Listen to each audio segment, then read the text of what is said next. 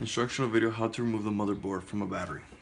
Tools you'll need is a tweezer, a screwdriver, a Phillips screw, safety mask, and safety goggles.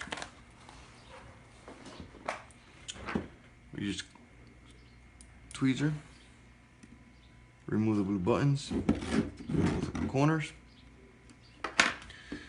grab your Phillips screw, unscrew, screws come out, grab the screwdriver, insert it,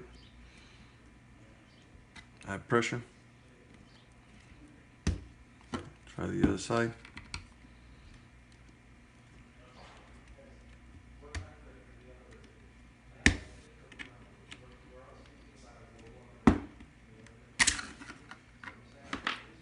There you have the motherboard intact. You have your negative and positive cable. Grab your tweezer.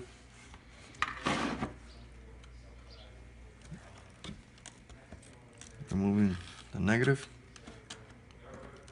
Removing the positive from both battery packs.